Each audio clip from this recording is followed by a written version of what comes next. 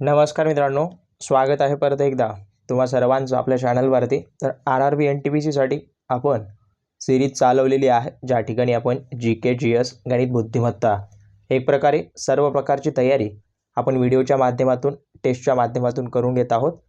थोडंफार हे जे व्हिडिओ रेग्युलर न येण्याचं कारण एवढंच आहे की क्वेश्चन पेपर बनवत आहोत आणि एक एक क्वेश्चन पेपर बनवायला मित्रांनो आपल्याला जवळपास 3 ते 4 दिवस वेळ लागत आहे. कारण का असे प्रश्न आपण त्या ठिकाणी टाकत आहोत की जी विद्यार्थ्यांना दुसरं काही रेफर करण्याची आवश्यकता पडू नये.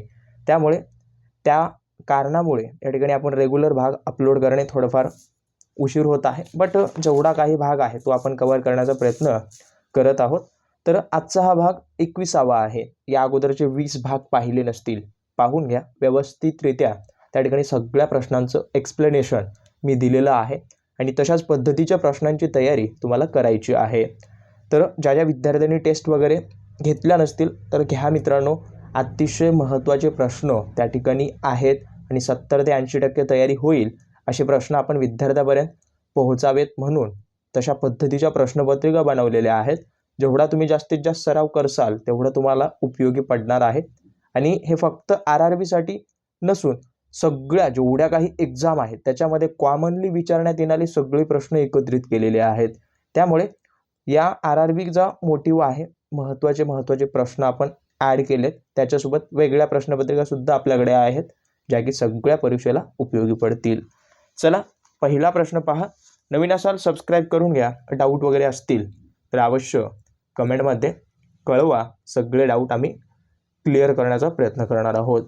पहा पहिला प्रश्न, भारतात रेल्वे डब्याची निर्मिती करणारा सर्वात मोठा कारखाना कुठे आहे? आपण काय पाहिलं होतं की डब्याची निर्मिती करणारा कारखाना मागच्या व्हिडिओमध्ये पेरांबूर चेन्नई या ठिकाणी. तर लक्षात असू द्या, हाच कारखाना जो आहे तो सगळ्यात मोठा कोच निर्मितीचा कारखाना आहे मित्रांनो. लक्षात असू द्या, असाही प्रश्न येतो कोच किंवा डब्बा एकच आहे. तर भारतात रेल्वेच्या डब्याची निर्मिती करणारा सर्वात मोठा कारखाना कुठे आहे? चेन्नई या ठिकाणी.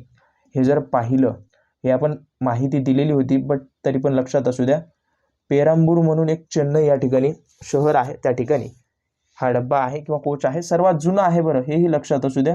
जवळपास याची जी स्थापना आहे ती 1955 मध्ये करण्यात आलेली आहे. आणि याचं नाव वगैरे जर विचारलं कधी कधी काय येतं तर इंटिग्रेल हे इंटिग्रेल कोच फॅक्टरी म्हणून असं जर आलं कुठे आहे म्हणून, तर पेरंबूर हे चेन्नई या ठिकाणी आहे. आणि आत्ता सध्याला कंडिशनमध्ये मित्रांनो जवळपास आपल्या भारतामध्ये एकूण 7 रेल्वेच्या डब्याचे उत्पादन करणारे म्हणजे ऑफिशियली कारखाने आहेत, ज्या ठिकाणी 7 ठिकाणी या डब्यांचं काय निर्मिती वगैरे केली जाते. लक्षात असू द्या, मी नावं सांगतो, तुम्ही नोट डाऊन करून घ्या. लिहित बसलो तर खूप लांब जाईल. तर चित्तरंजन 1 आहे, वाराणसी 2 आहे, त्यासोबत पटियाला जी पंजाब, त्यानंतर चेन्नईमधलं हे पेरंबूर 4थं, त्यानंतर हे कपूरथला म्हणायचं एक आहे 5वं, आणि 6वं बँगलोर या ठिकाणी आहे, आणि 7वं रायबरेली या ठिकाणी आहे. तर लक्षात असू द्या, नोट डाऊन करून घ्या. फक्त तुम्हाला एवढंच येऊ शकतं की रेल्वेचे कारखाने किती आहेत, तर 7 लक्षात असू द्या. त्यानंतर दुसरा प्रश्न, भारतीय प्रवासी दिवस हा कधी साजरा केला जातो? तर हा जो आहे तो मित्रांनो 9 जानेवारी या ठिकाणी या दिवशी साजरा केला जातो. कारण का 9 जानेवारी 1915 मध्ये गांधीजी वगैरे यांच्याशी निगडीत आहे, बहुतेक आले होते भारतामध्ये, तर त्यांच्याशी निगडीत हा दिवस आहे. त्यामुळे 9 जानेवारी हा भारतीय प्रवासी दिवस म्हणून आपल्या भारत देशामध्ये साजरा करत असतो आपण. त्यासोबत हे आपण पाहिलं 16 एप्रिल कोणता दिवस आहे? रेल्वे दिन आहे. त्यानंतर परत 21 जून जर पाहिलं तर योगा दिवस किंवा योगा डे असं त्याला म्हणतात. त्यानंतर 5 जून हे जर पाहिलं तर जागतिक पर्यावरण दिन. मी तुम्हाला खूपदा सांगितलं की जागतिक लेवलचे, आंतरराष्ट्रीय लेवलचे सगळे दिवस वगैरे तुम्ही पाठ करत जा म्हणून. तर असे प्रश्न तुम्ही स्वतः बनवा. त्यानंतर खालीलपैकी कोणता ग्रह कमी वेळेत सूर्याची प्रदक्षिणा पूर्ण करतो?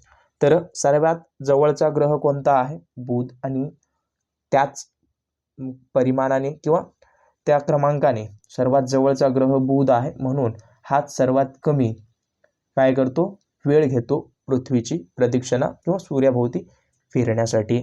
लक्षात असू द्या. आत्ता दुसरं काय, गुरु.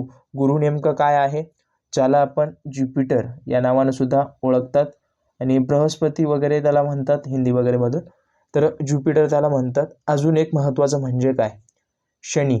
शनी जो आहे तर हा सर्वात मोठा काय आहे, दुसऱ्या क्रमांकाचा ग्रह आहे. लक्षात असू द्या.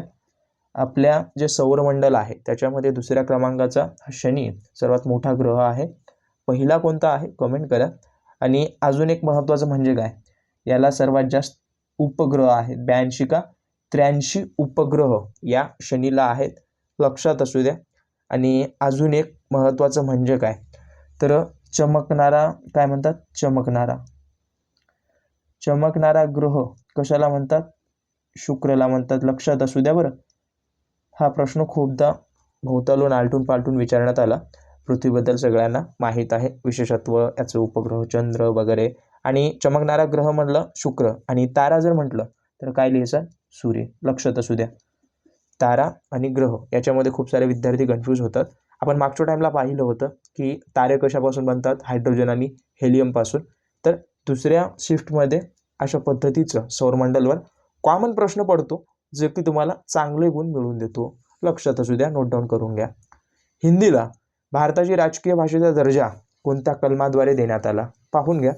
हिंदी राजकीय भाषा म्हणजे जो काही कामकाज आहे आपल्या भारतातला सेंट्रल लेवलचं, तर तो मातृभाषेत तर असेलच, त्याच्यासोबत हिंदीमध्ये सुद्धा असणं आवश्यक आहे. कोणतंही जे सरकारचं कार्य आहे.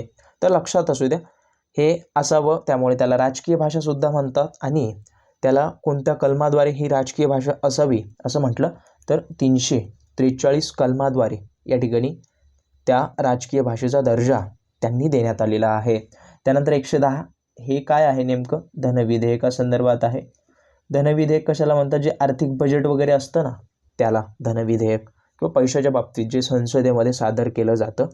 याच्यामध्ये काय दिलं होतं, 110 कलमामध्ये नेमकं सांगतो, पाहून घ्या. या ठिकाणी जी लोकसभा आणि राज्यसभा 2 ग्रह आहेत, ज्याच्यामध्ये जागा वगैरे आपण पाहिल्या. तर महत्त्वाचं म्हणजे काय की या धनविधेयकाबाबतचे सर्वात जास्त अधिकार कोणाला देण्यात आले, लोकसभेला. लक्षात असू द्या. आणि अजून एक प्रश्न परीक्षेला कसा पडतो नेमका, की लोकसभा राज्यसभेकडे धनविधेयक किती दिवसाकरिता अनुमतीसाठी ठेवू शकते, तर 14 दिवस फक्त त्यांना दिले जातात. कोणाला, राज्यसभेला, की याच्यामध्ये करेक्शन वगैरे सांगा. जर ते करेक्शन जर योग्य वाटलं तर हे ॲक्सेप्ट करतं, जर योग्य वाटत नसेल तरी हे ॲक्सेप्ट करत नाहीत. तसाच तो बिल पास केला जातो. लक्षात असू द्या. म्हणजे काय, पहिली वेळेस नकार दिला तर पहिली वेळेस करेक्शन करून दुसरी वेळेस जेव्हा यांच्याकडं राज्यसभेकडं सेंड करतात लोकसभेची व्यक्ती, तर त्यांना हे ॲक्सेप्टच करावं लागतं. किंवा यांनी करेक्शन जे काही दर्शविलं ते करतीलच असं नाही. त्यामुळे अशा टाईपचे हे लोकसभेकडे जास्तीत जास्त अधिकार या ठिकाणी देण्यात आलेले आहेत.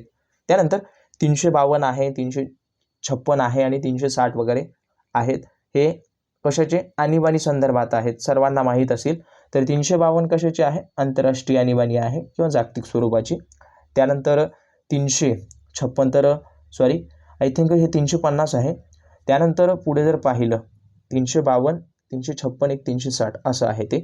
तर लक्षात असू द्या.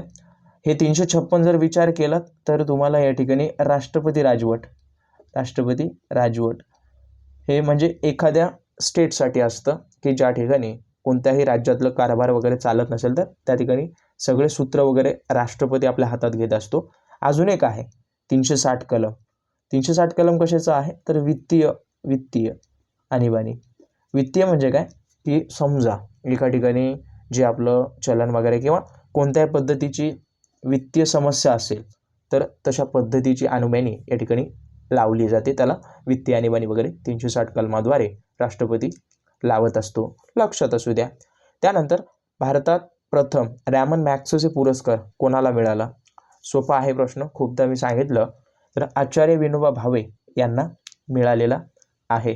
कधी वगैरे मिळालं तेवढं डीप जाऊ नका, बट इन्फॉर्मेशनसाठी सांगतो. 1958 त्यांना मिळालेला आहे मित्रांनो. लक्षात असू द्या. आणि CD देशमुख या सगळ्यांना मिळाला, परंतु यांच्या संदर्भात सांगतो.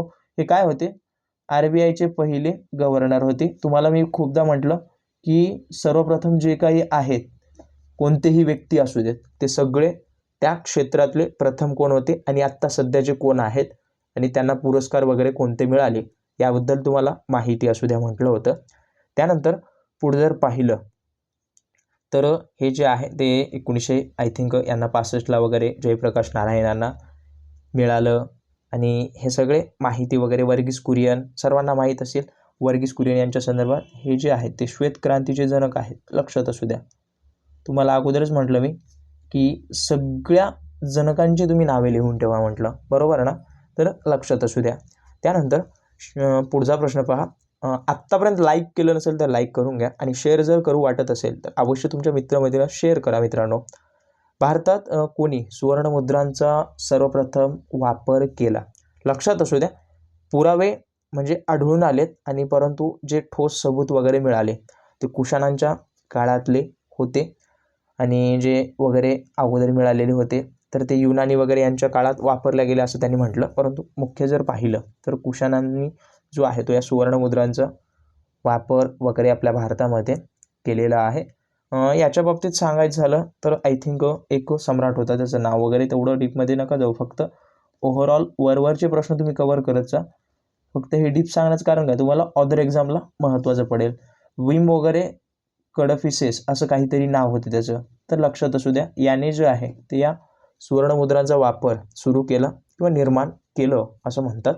त्यानंतर भारतामध्ये सायमन कमिशन केव्हा आलं? भारतामध्ये सायमन कमिशन मित्रांनो या ठिकाणी 1928ला आलेलं आहे, फेब्रुवारीमध्ये आलं. आणि याचं नेमकं काय आहे तर याला काय म्हणतात, इंडियन शॉर्टमध्ये लिहितो स्टॅच्युटरी इंडियन स्टॅच्युटरी कमिशन असेही म्हणतात, लक्षात असू द्या.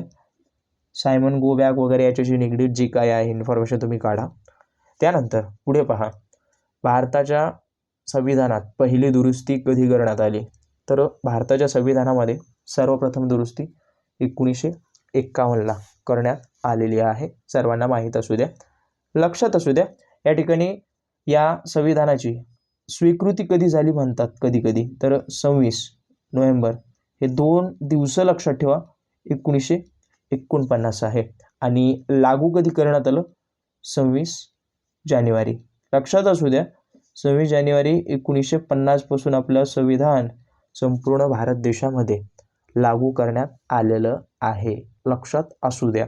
खूपदा प्रश्न येतो आणि विचारण्यात हमेशा आलेला प्रश्न हा आहे मित्रांनो, तर नोट डाऊन करून घ्या आणि काही डाऊट असतील अवश्य कमेंट करा.